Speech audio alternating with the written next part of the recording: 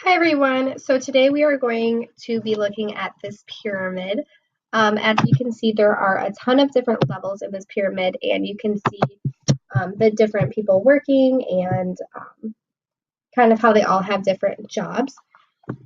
So this pyramid represents the Egyptian social classes and society. Social class is how society is categorized by people of different worth, jobs, and incomes. So at the top, and it also kind of has to do with the amount of population as well. So you can see up at the top, we start with the pharaoh, and there's only one person up here, and it's at the tippy top of the pyramid because it's pretty rare. Like, not a lot of people are pharaohs in Egypt.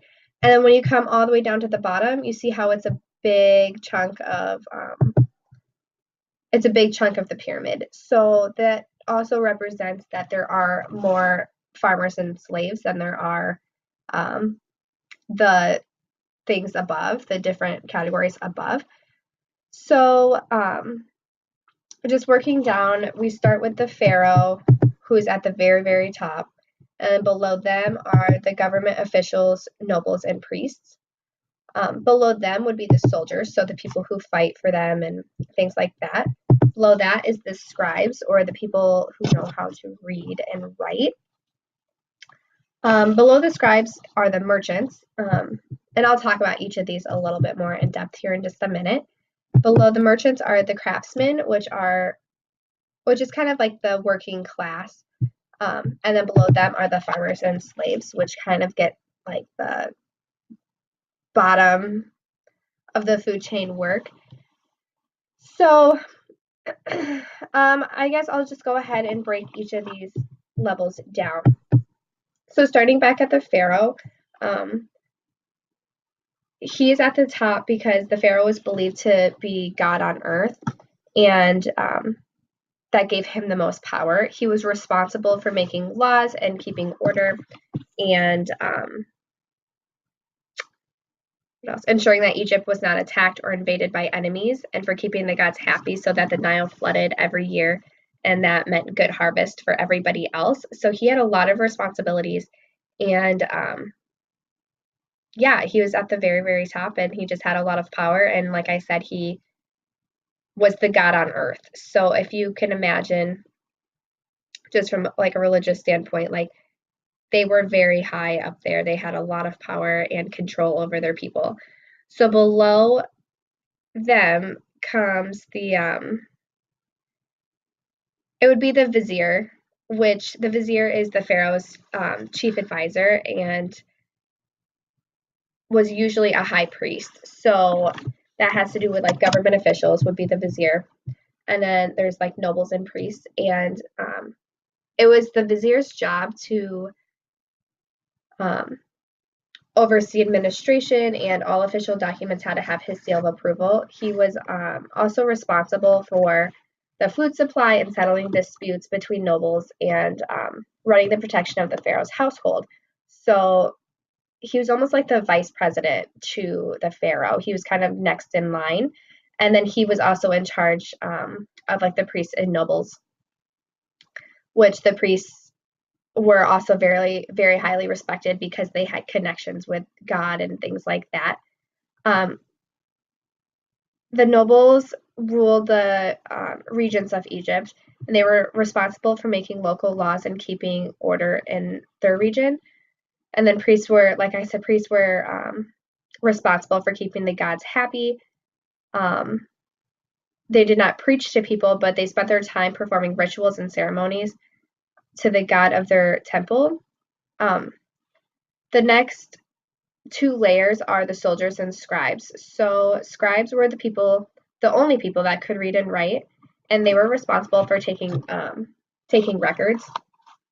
So like anything that like we have found written in hieroglyphics or little picture symbols, which is their like how they would write back then, they were all written by these scribes. So it wasn't very common for people who knew how to read and write.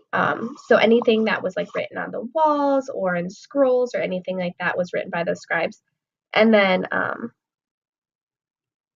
The ancient Egyptians recorded things such as how much food was produced at harvest time, how many soldiers were in the army, the numbers of workers, and numbers of gifts given to the gods. So they were almost like the record keeper. They just kind of kept track of everything, and it was their job to write all of these things down and things like that. So then the soldiers on this pyramid, they're higher, but usually they would be kind of about the same level. The soldiers were responsible for the defense of the country, so many second sons, including those of the pharaoh, often chose to join the army. So they did this in order to protect their people, and soldiers were allowed to share riches captured from enemies, and were also rewarded with the land for the service of their country. So by being a soldier, there were a lot of benefits that came with it. So they got land, whatever they took from their enemies, they got like shares in that. So like if they took gold and jewels and things like that, like they would get to split that and get like a small portion of it. They just had a lot of benefits that came along with it. And then below them would be the merchants and the craftsmen. So these two things are probably about the working class. So they just had a lot of jobs around the community and things like that. So craftsmen were usually skilled workers such as pottery makers, leather workers, sculptors, painters, weavers, jewelry makers, shoemakers, and tailors. And the merchants did things like this as well. Like the merchants were responsible for gathering water and kind of like building things and just taking care of the land and things like that. And then below them, so all of these people work together, usually in workshops, and they just provided a lot for their community and peers and things like that.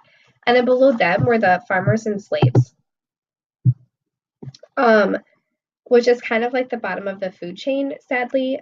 Farmers worked the land of the pharaoh, and nobles were given housing, food, and clothes in return. So they kind of had to work for what they got, I want to say, but they didn't really have a choice on the things that they got. And then some farmers rented land from the nobles and had to pay a percentage of their crop as their rent. So they would farm land and gather up all the crops and stuff. And instead of using money to pay for like their land rent, they would give them a share of their crops. So like it would benefit the landowner as well as the farmers taking care of the land. And then there were no slave markets or auctions in ancient Egypt. Slaves were usually prisoners captured by war. So we learned about slaves before, and it's not like the ordinary slave. Like they're not ordinary slaves. They weren't. I don't want to say like they weren't like born into it or anything like that. Like they were the enemy. They were captured in war, and they were taken to kind of work for the community. And slaves could be found in households of the pharaoh or nobles, working in mines and quarries, and also in temples. So they kind of just did a lot of like the dirty work for the people higher above them. And like I said, they were the enemy, so it was kind of a punishment to them for being a part of the opposing team. But yeah, there were a ton of different levels of people, and they just kind of differ compared to our social classes because we don't have a pharaoh that like we wait on hand and foot or things like that, and like we don't trade with gold and food. We use money, and it's a lot different, and it's definitely very interesting to see the different things that go on. So now that we've gone over all these social classes, it's time for you guys to get started on your assignment. And so for this assignment, you guys are going to be making a Flipgrid and talking about 2 to 3 different social classes, and just kind of describing what it would be like to be part of that social class. And then I want you guys to comment back on each other's work. If you have any questions, feel free to ask me. Otherwise, good luck.